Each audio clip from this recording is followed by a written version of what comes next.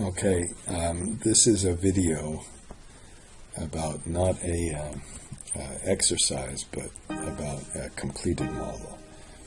If you want to learn modeling, you could there are two strategies. One strategy is probably, unfortunately, necessary, but you can go to we'll talk about project finance models. You can go to project finance models exercises and try to work through some of the exercises. Another way to learn the model is to go through a completed model and try to really understand almost every line item in the model and try to understand the theory behind the model. So, to begin with, let's start with this model named IPP Model. And let's see what some of the things you really want to get out of the model. Now, here, if we want to make a summarize what's happening in a project finance model, we might want to look at some of the operating characteristics. Okay, you can look at these. These are pretty boring, but you can look at these without, by making an index function. Okay, the second thing you really want to see is how much cash flow you have and how much debt service. This red area, the debt service, the present value of that is the debt outstanding at the commercial operation date. You also would like to make some different scenario analyses. And what you want is, when you make these scenario analyses, you want to make them completely interactive.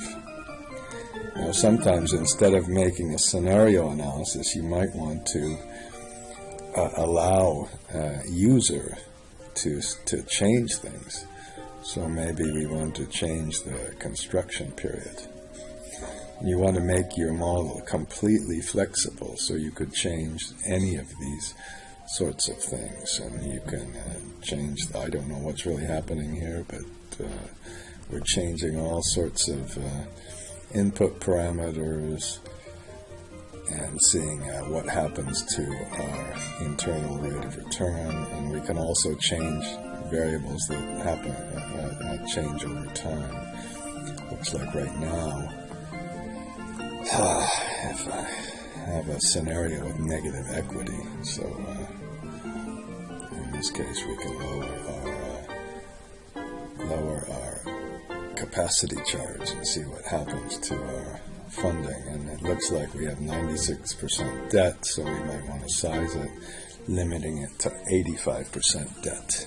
These are the types of things you want to do, and then lower this or increase this and see what happens to the 100% is too much, but see what happens to the whole thing. If we want to put a higher debt service coverage ratio in, we'll get a lower debt service. If we put a longer debt tenor in, we'll get a higher debt service. This is what you really want out of a model. Now, the only way, and then what you'd like to do is just switch this back to the base case and have all of these inputs change back to where you started. I don't know if this one changed back. Okay, these just work with custom sensitivity anyway. Alright, looks like we have to increase the capacity charge, otherwise we don't get anything. The capacity charge was not part of this scenario analysis. Okay, and we better put a little lower debt tenor back. I will leave the debt service coverage ratio there. So that's what you really want out of model. The only way this can work like this is if you have resolved all sorts of circular references. One other thing you want to do is you want to be able to go to operating assumptions 63, which is where the capacity charge is, and make a goal seek and set the equity IRR depending set this to maybe, let's say we need 8%. So you want to go to data, what if analysis goal seek, you want to change that to 8% by changing operating assumptions line number 63. Okay. Oops, a little bit too far. Have I 63, that one. Let's see if that works. Okay, and well, it gave us 8.96. If we really wanted to get more precise, we could change a setting in Excel. Now, again, I've said it again and again, but this would not have worked if there was a copy and paste macro. If there was some sort of goal seek process, that would never have worked. Okay. The other thing you want to be able to do is make it really flexible. Let's say we want to put some refinancing in. We want to see what happens to our IRR. If we include the refinancing, I better be more aggressive with the refinancing to try to see if we can get some increase in IRR, and then we can see, well, what happens if we sell our project at different time periods. Since the value of the project changes over time with different discount rates, what will happen? What happens if we include some sub-debt in our analysis? We're probably at over 100% equity. You want to be able to include all sorts of things like this. In any of the models we have, there's a scenario analysis. In the scenario analysis, you can include the base case, low case, and high case, but you can also include all sorts of sensitivity cases. Looks like in this sensitivity case was made so that we can make a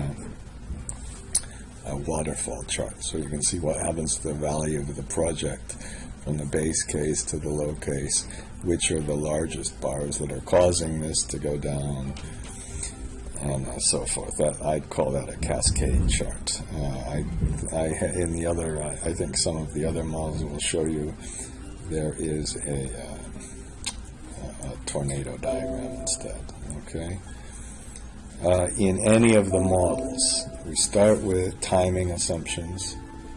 We move from timing assumptions to kind of capacity assumptions, and then put in some assumptions about the capital expenditures and revenues, cost characteristics, and then we can add some taxes and working capital assumptions. But those are always the first assumptions. They lead to the project IRR, or at least the pre-tax IRR and the after-tax IRR.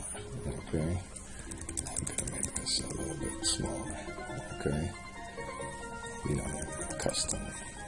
Okay, this just means you change the custom cases. All right, and now if the other thing that's in this model is if these are red, that means they come from the master scenario page. Do you see that? It says master scenario. If they're blue, they're simple inputs. And to get that, you use this file called generic macros, or you can very quickly make your own macros. Then we have some tax assumptions. I don't know why there's, I suppose here I put the depreciation assumptions in, and separately, those maybe should have been really with the tax assumptions. Okay, and finally, you put all your financing assumptions in separately, and that's that. Okay, and that's how you set up your assumptions. And when you start your modeling, you can make a monthly model of all the EBITDA, and that's very easy to do. And you start with some timing analysis, work through the capacity, the revenues, the operating expenses. In this case, the revenues came from a capacity charge, some energy charges, and so forth. Then you can make a separate sheet for all the project financing. And this is one of the big ideas about project financing is after you've computed the free cash flow after tax, then you can put some inputs in, but then you need some sort of sources and uses summary table. This summary table will allow you to see what the debt to capital ratio is, what's the senior debt, what's the subordinated debt, and that will really be your debt sizing mechanism. And the big problem with this is resolving the circular reference. And I think there should be this is where is the function? Let's just find the function. Just a minute. This is kind of embarrassing that I can't find it. Oh, there's the adders. Okay. Oops.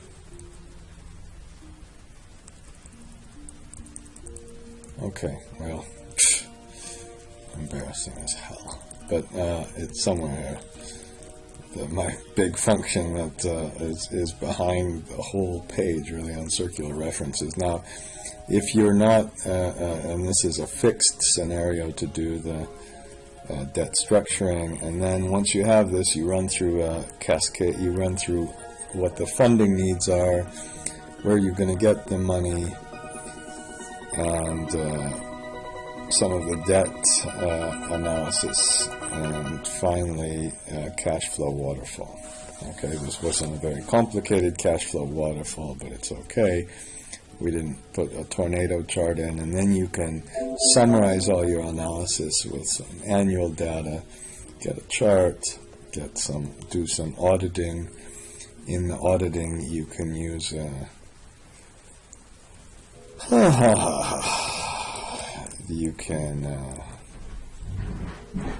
use this add text function. I was looking for that one. All right, and okay, all right, and all right. I'm just trying to. Why can't I push this? How do you push this up here? Okay. We don't need two things, and then there's a data for that waterfall chart, which is again made by the a waterfall function that you can find on the website. So that's the overview. That's a kind of overview, and we'll look at a couple of other models like this. But this is really where you want to get to with some of your models. Okay, I'm saving this for some reason. And that's that for that video. I do offer courses, and I would love to meet you in one of my courses one day.